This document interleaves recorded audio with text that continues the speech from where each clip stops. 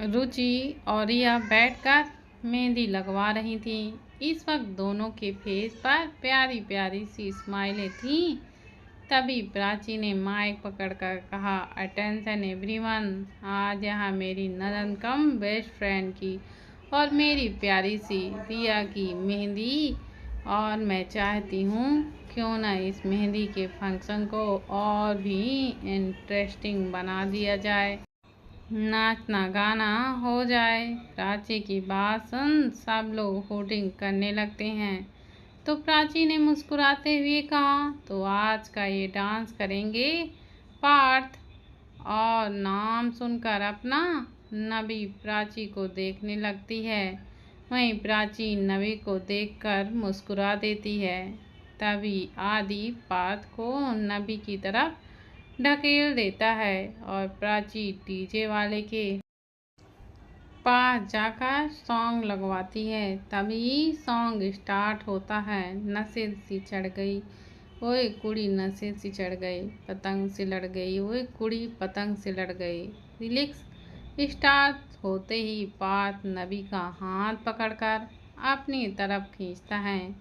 नबी पार्थ के सामने खड़ी हो जाती है और पार्थ नबी के पीछे था। इस वक्त नबी की पीठ पार्थ के सामने थी और फिर दोनों अपने स्टेप के साथ डांस करते हैं। नशे से चढ़ गई, ओए कुड़ी नशे से चढ़ गई, पतंग से लड़ गई, ओए कुड़ी पतंग से लड़ गई, ऐसे खींचे दिल की पेंचे, गले भी पड़ गई, ओए नशे से चढ़ गई, कुड़ी नशे से चढ़ गई। और फिर पार्थ नबी का हाथ पकड़कर अपनी तरफ खींचता है और उसे फिर गोल गोल घुमाने लगता है। पार्थ नबी की कमर पर हाथ रखकर स्टेप्स करता है और नबी भी उसके स्टेप्स को मैच कर रही थी। ओए उड़ती पतंग जैसी, मस्त मलंग जैसी, मस्ती से चढ़ गई, हमको तुरंत ऐसे लगती करंट जैसी, निकला हो वारंट जैसे, अभी अभी उतरा हो कुड़ी पतंग सी लड़ गई। फिर नबी अपने हाथों को हवा में लहराती है और पार्थ भी उसकी ही तरह स्टेप करने लगता है। नशे से चढ़ गई, ओए कुड़ी नशे से चढ़ गई, जुबान पे चढ़ गई, लहू में चढ़ गई, ओए कुड़ी लहू में चढ़ गई, कमली कहानी सी। पार्थ नबी को अपनी तरफ करीब खींच लेता है और फिर दोनों एक दूसरे की आंखों पर डांस देखकर करने लगते हैं। नशे से चढ़ गई, ओए कुड़ी पतंग से लड़ गई, नशे से चढ़ गई, ओए कुड़ी नशे से चढ़ गई। दोनों का डांस खत्म होने के बाद सब लोग जोर जोर से तालियां बजाने लगते हैं। तभी पार्थ ने नबी के कान के पास जाकर कहा, मुझे नहीं पता था कि मेरी बीवी इतना अच्छा डांस कर लेती है। तो नबी ने पार्थ को देखकर कहा, तुम्हारी बीवी बहुत कुछ कर लेती है, अभी तुम्हें मेरे बारे में बहुत कुछ नहीं पता। तो पार्थ ने मुस्कुराते हुए कहा, ऐसा क्या है, मैं भी जानना चाहता हूँ मेरी बीवी के बारे में जो कि मुझे नहीं पता। तो नबी ने पार्थ को देखकर मुस्कुराकर कहा, यही कि तुम्हारी बेबी बहुत ज़्यादा टैलेंटेड है। धीरे धीरे ऐसे ही सब लोग नाचने गाने में बिजी हो जाते हैं। वहीं अभी ने तो युक्ति को अपनी जगह से हिलने भी नहीं दिया था और युक्ति घूरते हुए बस अभी को ही घूरे जा रही थी। अभी युक्ति का बॉडीगार्ड बनकर बस उसके पास ही खड़ा हुआ था। ना ही अभी ने युक्ति को अपनी जगह से उठने दिया था और ना ही खुद वहाँ से एकदम हिला था। युक्ति को अब काफ़ी गुस्सा आ रहा था। वहीं तेजा जाकर रिया के बगल पर बैठ जाता है।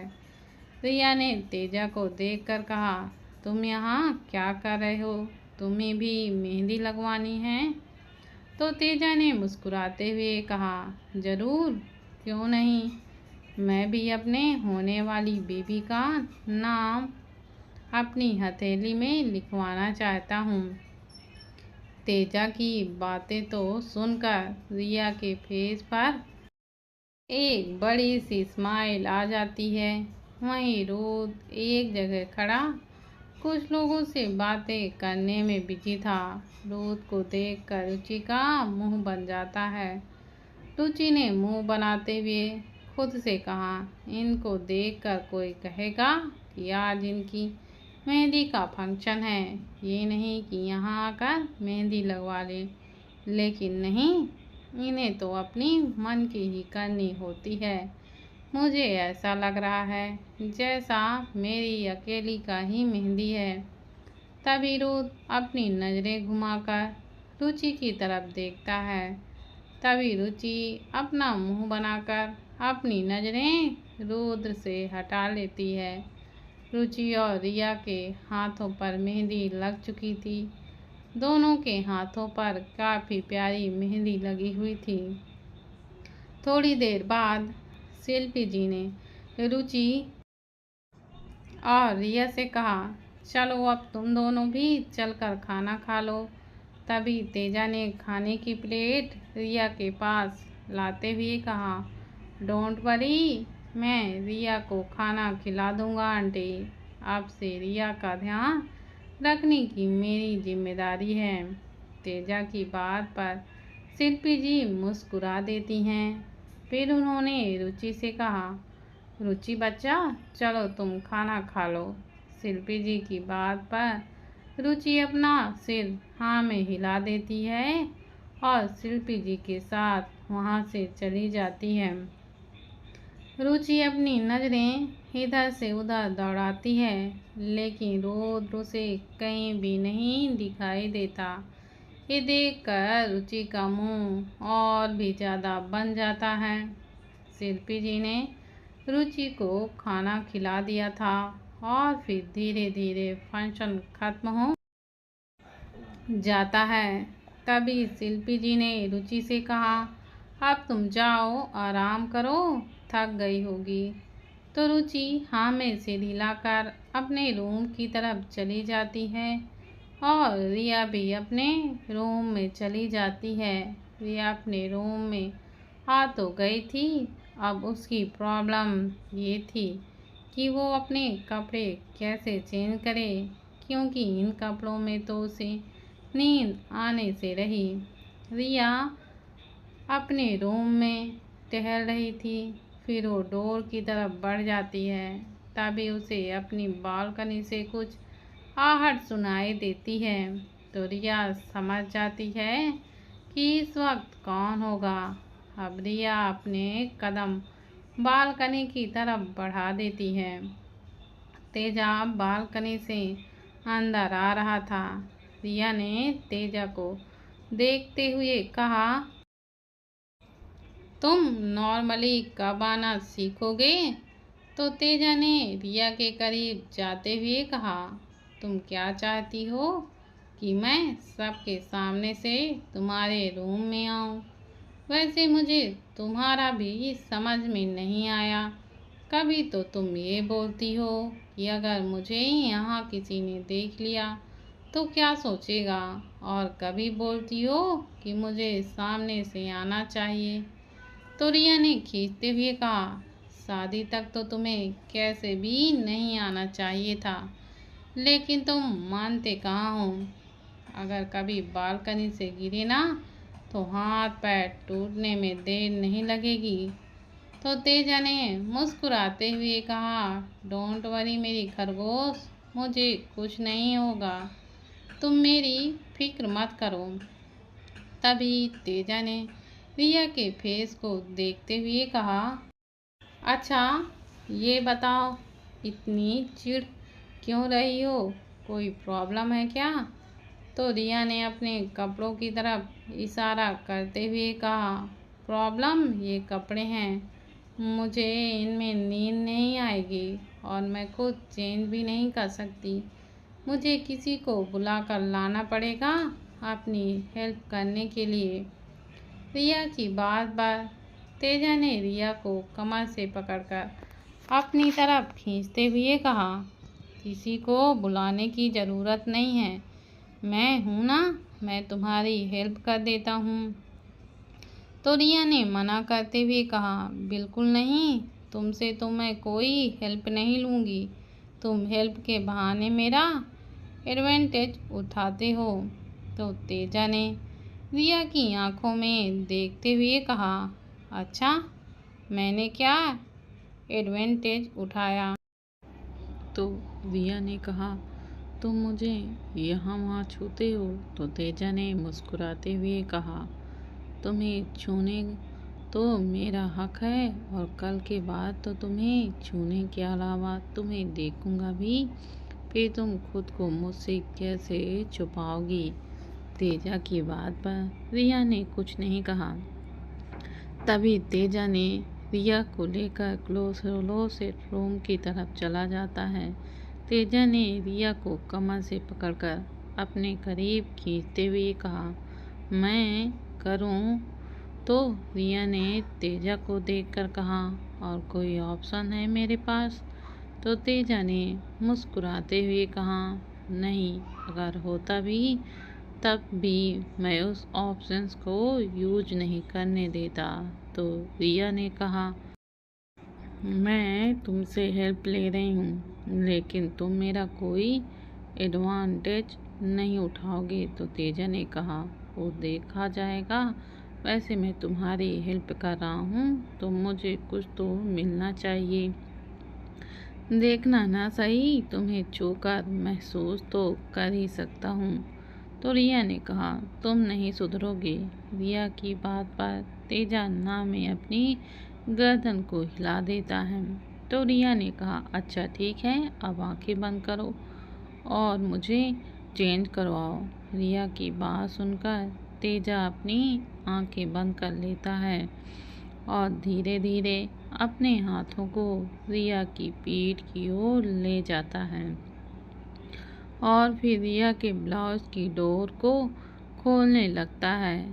तेजा की उंगलियां रिया की पीठ पर चल रही थीं, वहीं तेजा के छूने से रिया खुद में ही सिमटी जा रही थी। धीरे धीरे तेजा ने रिया के ब्लाउज को उसकी बॉडी से अलग कर दिया था।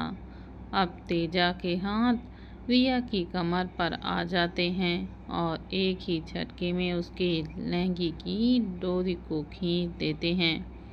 तो रिया का लहंगा नीचे खिसक जाता है। फिर तेजा वहीं सोफे पर रखी रिया की नाइट ड्रेस उठाता है। रिया तेजा को गाइड कर रही थी और फिर वो उसे आराम से कपड़े पहना देता है। रिया को कपड़े पहनाने के बाद तेजा अपनी आंखें खोलता है। तो रिया ने तेजा को देखकर कहा, क्या बात है, आज तो तुमने मुझे परेशान नहीं किया है। तो तेजा ने रिया की आंखों में देखते हुए कहा, ओह, तो इसका मतलब तुम चाहती थी कि मैं तुम्हें परेशान करूं? फिर तेजा ने आगे बढ़कर रिया की नाइट ड्रेस के बटन खोलते हुए कहा, चलो कोई बात नहीं, मैं तुम्हारी इच्छा अभी पूरी कर देता हूँ। तो रिया ने पीछे की तरफ देखते हुए कहा, मैं ऐसा कुछ नहीं चाहती थी, मैंने तो बस ऐसे ही पूछ लिया, तुम तो सीरियसली ले गए। तो तेजा ने कहा, मुझे लगा कि तुम चाहती हो कि मैं तुम्हें परेशान करूं। तो रिया ने तेजा से कहा, अब बस बहुत हुआ, अब तुम जाओ यहाँ से। तो तेजा ने रिया को देखकर कहा, ये क्या बात हुई, तुम्हारा काम हो गया, अब तुम मुझे यहाँ से भगाने पर आ गई। इससे पहले लिया कुछ बोलती तभी उसके रूम पर कोई नॉक करता है। तो रिया की आंखें हैरानी से फैल जाती हैं। तभी रिया ने तेजा को बालकनी की तरफ ले जाते हुए कहा, तुम अभी यहाँ से जाओ, कोई तुम्हें यहाँ देख लेगा तो क्या सोचेगा। तेजा को बालकनी में छोड़कर रिया जल्दी से जाकर डोर खोलती है तो सामने प्राची खड़ी हुई थी। प्राची को देखकर रिया ने कहा, भाभी आप यहाँ? तो कुछ काम था क्या आपको? तो प्राची ने रिया को देखकर कहा, हाँ वो माँ ने मुझे भेजा था तुम्हारी हेल्प के लिए, तुम्हारे कपड़े चेंज करवाने के लिए, लेकिन लगता है तुमने तो खुद ही कर लिए। मेहंदी तो खराब नहीं हुई ना तुम्हारी? तो रिया ने मना करते हुए कहा, नहीं भाभी मेहंदी बिल्कुल ठीक है। तो प्राची ने कहा, अच्छा अब तुम सो जाओ, मैं चलती हूँ। प्राची की बात पर रिया हाँ में सिर हिला देती है तो प्राची वहाँ से चली जाती है। प्राची के जानते ही रिया एकदम से ही अपना डोर बंद कर देती है। तभी तेजा पीछे से रिया को अपनी बाहों में भर लेता है।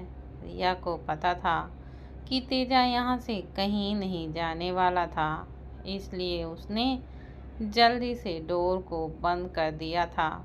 वहीं रुद्र के रूम में रुचि गुस्से में रूम में इधर से उधर टहल रही थी, क्योंकि रुद्र अभी तक नहीं आया था। रुद्र को लगभग 12 बज चुके थे। अब रुचि को काफ़ी गुस्सा भी आ रहा था। तभी रूम का डोर खुलता है तो रुद्र अंदर जाता है। रुद्र सीधे अंदर आकर वॉशरूम में चला जाता है।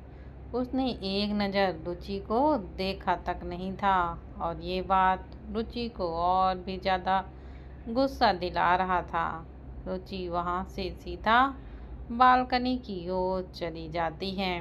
थोड़ी देर बाद रूम में आकर देखता है तो रुचि रूम में नहीं थी। रुद्र अपने कदम बालकनी की तरफ बढ़ा देता है। वहीं रुचि बालकनी में झूले पर बैठी हुई थी तो रुद्र ने रुचि को देखकर कहा, रुचि तुम यहाँ क्यों बैठी हो? सर्दी लग जाएगी तो तुम्हारी तबीयत खराब हो जाएगी। तो रुचि ने मुंह फुलाए हुए कहा, आपको क्या फर्क पड़ता है? आप तो अपना देखो, मेरी फिक्र करना छोड़ दीजिए। तो रुद्र ने रुचि के पास आकर कहा, कैसी बातें कर रही हो और तुम इतने गुस्से में क्यों हो? तो रुचि ने रोज से कहा, मैं क्यों ही गुस्सा होऊंगी और मेरे गुस्सा होने से आपको क्या ही फर्क पड़ता है? आपको तो अपनी शादी के फंक्शन से भी कोई लेना देना नहीं है। आपको तो बस अपने बिजनेस की और बिजनेसमैन से बातें करने की ही पड़ी रहती है।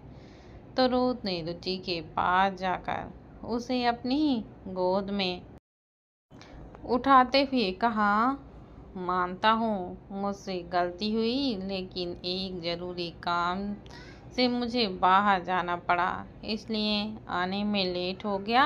आगे से मैं ध्यान रखूँगा, तुम्हें ऐसे छोड़कर कहीं नहीं जाऊँगा। रुद्र रुचि को लेकर क्लोरोसेट रूम की तरफ चला जाता है। रुद्र ने रुचि को अपनी गोद से नीचे उतारते हुए कहा, चलो पहले मैं तुम्हें चेंज करवा देता हूँ। तो रुचि ने मना करते हुए कहा, नहीं पहले आपको मेरे साथ डांस करना पड़ेगा और अपने हाथ पर मेहंदी भी लगवानी पड़ेगी। तो रुद्र ने रुचि को देखकर कहा, डांस मैं कर लूँगा, लेकिन मेहंदी वो नहीं, तुम्हें पता है ना मुझे मेहंदी नहीं पसंद। रुद्र की बात सुनकर रुचि ने मुंह को बनाते हुए कहा, मुझे नहीं पता, आपको लगवानी ही पड़ेगी। और फिर रुचि जाकर म्यूजिक सिस्टम ऑन कर देती है। कच्ची डोरियों डोरियों डोरियों से मैंने तू बांध ले, पक्की यारियों यारियों में हो देना फासले, ये नाराजगी कागजी सारी तेरी, मेरे हौसले सुन ले मेरी दिल दिया गला। गाना शुरू होते हुए रुद्र ने रुचि को कमर से पकड़कर अपने करीब खींच लिया था और फिर वो उसकी आंखों में देखकर डांस कर लेने लगता है।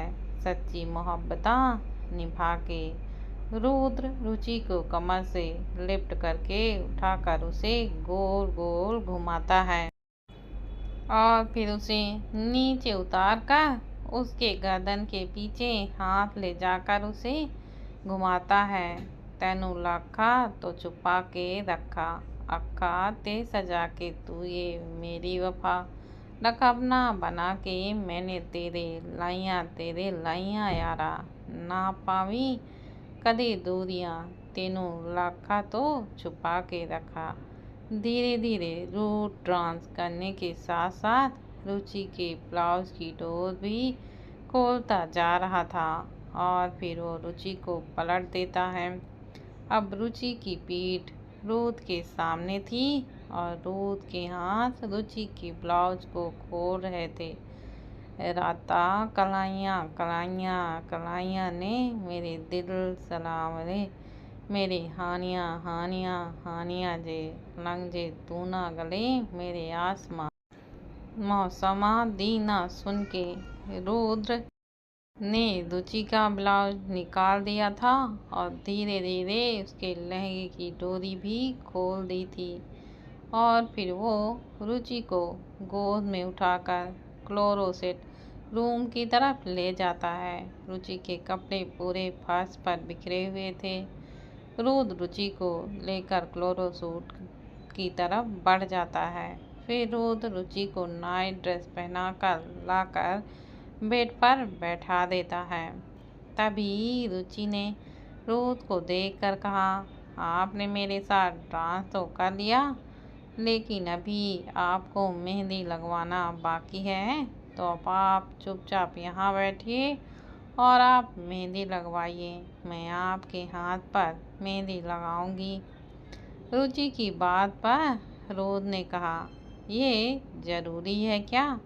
तुम्हें पता है ना मुझे मेहंदी नहीं पसंद, फिर भी तुम क्यों जबरदस्ती कर रही हो? तो रुचि ने रूथ को देखकर कहा, आपकी पसंद या नापसंद से कुछ नहीं होता, आपको मेहंदी लगवानी ही पड़ेगी तो लगवानी ही पड़ेगी, क्योंकि आज हमारी मेहंदी का फंक्शन था और आप कल हमारा संगीत है, तो आपको नाचना भी पड़ेगा और हल्दी भी लगवानी पड़ेगी। रुचि की बात सुनकर रुद्र अपना सिर हिला देता है और जाकर मेहंदी की कोन लाकर रुचि के हाथ में पकड़ा देता था। रूथ को पता था कि रुचि से बहस करने से कोई भी फायदा नहीं है, क्योंकि वह बहुत ज़्यादा जिद्दी है और वह अपनी बात मनवा कर ही रहेगी। रुचि रूथ के हाथ को लेकर उस पर अपना नाम लिख देती है। रुचि ने रूथ के हाथ पर बस अपना नाम ही लिखा था। तभी रूथ ने रुचि को देखते हुए कहा, हो गया, अब सो जाएं। रूथ की बात सुनकर रुचि मुंह बनाती है और बेड पर लेट जाती है। रूथ रुचि को देखकर अपना सिर हिला देता है और रुचि को ब्लैंकेट से कवर करके खुद भी जाकर उसकी बगल में लेट जाता है। वहीं थोड़ी ही देर में रुचि गहरी नींद में सो चुकी थी और रूथ की आंखों में नींद कोसों दूर थी। रूथ बेड पर लेटा करवटें बदल रहा था। तभी वो बेड से उठकर बालकनी की तरफ चला जाता है। रूथ बालकनी में खड़े होकर अपने सिगार के कस ले रहा था और किसी गहरी सोच में डूबा हुआ था। थोड़ी देर बाद रूथ सिगार बुझाकर आकर रुचि के बगल में लेट जाता है। कुछ देर बाद रूथ को भी नींद आ जाती है और वह भी सो जाता है।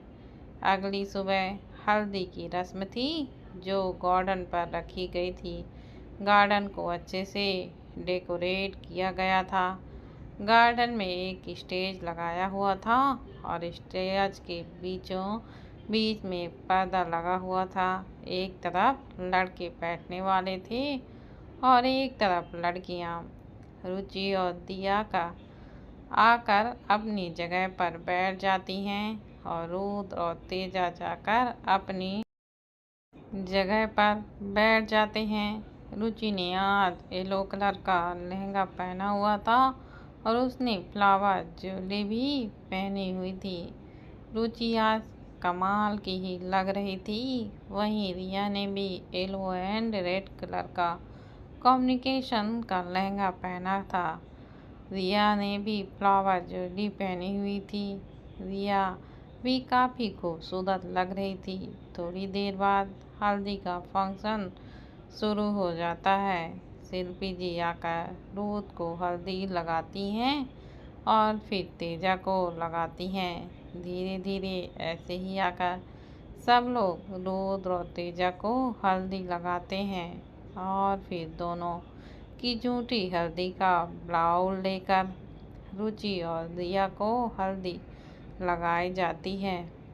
हल्दी की रस्म चल ही रही थी कि तभी रुद्र की नज़र एंट्रेंस पर जाती है, जहां से एक शख्स अंदर की ओर आ रहा था और उसके साथ एक लड़की भी थी।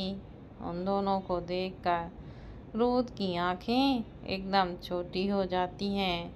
वहीं वो आदमी आकर प्रथम और बाकी सबसे मिलता है। वो आदमी हंसते हुए सबसे बातें कर रहा था। वहीं रुद्र उसे घूर कर देख रहा था। तभी तेजा ने रुद्र को देखकर कहा, क्या हुआ? तो उसे ऐसे क्यों घूर रहा है? तो रुद्र ने तेजा को देखकर कहा, कुछ नहीं हुआ, बस ऐसे ही। वैसे तुम इन सब बातों को छोड़कर अपनी शादी पर ध्यान दो। रुद्र की बात पर तेजा ने कहा, तू तो ऐसे बोल रहा है जैसे शादी अकेली मेरी ही हो। तेरी तो शादी है ही नहीं। भाई तू भूल तो नहीं रहा, तेरी भी शादी है। तो फिर तू भी अपनी शादी पर ध्यान दे। अगर भाभी को पता चला ना कि तेरा ध्यान इधर उधर भटक रहा है तो तेरे साथ क्या करेगी, ये खुद तू भी सोच नहीं सकता। तेजा की बात सुनकर रुद्र तेजा को घूर कर देखता है तो तेजा ने खड़े होते हुए कहा, मुझे ऐसे लुक देने की ज़रूरत नहीं है। मैं जा रहा हूँ अपनी बीवी को अपने तरीके से हल्दी लगाने। तभी शिल्पी जी ने रुद्र के पास आकर कहा, रुद्र जाओ तुम भी जाकर अपनी हल्दी साफ कर लो। थोड़ी देर में संगीत शुरू होने वाला है। शिल्पी जी की बात सुनकर रुद्र हाँ में सिर हिला देता है और वहाँ से अपने रूम की तरफ बढ़ जाता है। वहीं रुद्र रूम में जाकर देखता है रुचि वहाँ नहीं थी। तभी उसे वॉशरूम से पानी गिरने की आवाज़ें सुनाई देती हैं। तो रुद्र समझ जाता है कि रुचि शावर ले रही है। रुद्र भी सीधा वॉशरूम में जाकर रुचि के पीछे खड़ा हो जाता है।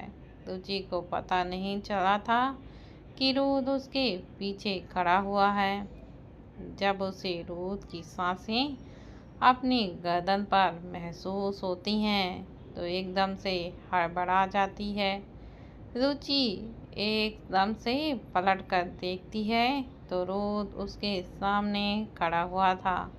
रुद्र को देखकर रुचि ने एक गहरी सांस लेते हुए कहा, आप यहाँ? आपने तो मुझे डरा ही दिया था। रुचि की बात सुनकर रुद्र ने रुचि को कमर से पकड़कर अपने करीब खींचते हुए कहा, क्या हुआ? डर क्यों गई तुम यहाँ? मेरे अलावा और कौन हो सकता है? तो रुचि ने रुद्र को देखकर कहा, कोई नहीं आ सकता, लेकिन फिर भी अचानक ऐसे आप मेरे पीछे आकर खड़े हो गए तो मैं डर जाऊंगी ना। तभी रुद्र धीरे धीरे रुचि के चेहरे के ऊपर झुकने लगता है। तो रुचि ने रुद्र के चेस्ट पर अपने दोनों हाथों को रखते हुए कहा, ये आप क्या कर रहे हो? आपको तो पता है ना, थोड़ी देर में हमारा संगीत है और हमें लेट हो रहा है, तो अभी आप ऐसा कुछ नहीं करेंगे। रुद्र ने रुचि को अपने और करीब खींचते हुए कहा, संगीत होने में अभी टाइम है, तब तक तो हम एक दूसरे को प्यार कर ही सकते हैं, है ना। और रुचि ने रुद्र को अपने से दूर करते हुए कहा, बिल्कुल नहीं, हम ऐसा कुछ भी नहीं करेंगे। मुझे पता है, अगर आप एक बार शुरू हुए तो रुकने का नाम नहीं लोगे और फिर मैं थक जाऊंगी, फिर मुझसे डांस भी नहीं होगा। तो इसलिए नो रोमांस। अब आप जल्दी से शावर लीजिए और रेडी होकर नीचे चलिए। रुचि की बात सुनकर रुद्र ने कहा, अभी छोड़ रहा हूँ तुम्हें, लेकिन कल मैं तुमसे हर एक चीज का बदला लूंगा। कल रात तुम मुझे चाहकर भी नहीं रोक पाओगी। तो रुचि ने रुद्र को देखकर कहा, कल का कल देखेंगे, लेकिन अभी फिलहाल रेडी हो जाइए, हमें लेट हो रहा है। और फिर थोड़ी देर बाद रुद्र और रुचि दोनों रेडी होकर नीचे संगीत के लिए पहुंच जाते हैं। तभी एक शख्स ने रुद्र के पास आकर कहा, कंग्रेचुलेशन मिस्टर ओबरॉय, फाइनली आप शादी करने जा रहे हैं। उस शख्स की बात सुनकर रुद्र ने कहा, तो आप क्या चाहते हैं मिस्टर रुद्रा, कि मैं शादी न करूं? तो उस आदमी ने हंसते हुए कहा, नहीं, मैंने ऐसा तो नहीं कहा, लेकिन हाँ, मैं अपनी बहन की शादी आपसे करवाना चाहता था और हमारे बिजनेस को और भी ज़्यादा मजबूत करना चाहता था, लेकिन आपने तो अपनी शादी की खबर तक नहीं होने दी। तो रुद्र ने उस शख्स को देखकर कहा, मेरी किसी भी चीज़ की खबर दुनिया तक तब तक नहीं पहुंचती है जब तक मैं चाहता हूं, और अभी तक मैं नहीं चाहता था कि दुनिया मेरी इस शादी के बारे में पता चले, इसलिए किसी को पता नहीं चला। रुद्र की बात सुनकर उस शख्स ने कहा, वैसे क्या आप मुझे अपनी होने वाली बीवी से मिलवाएंगे? तो रुद्र ने उस शख्स की ओर देखते हुए कहा, होने वाली नहीं, वो मेरी बीवी है, बस दुनिया वालों को बताने के लिए शादी हो रही है।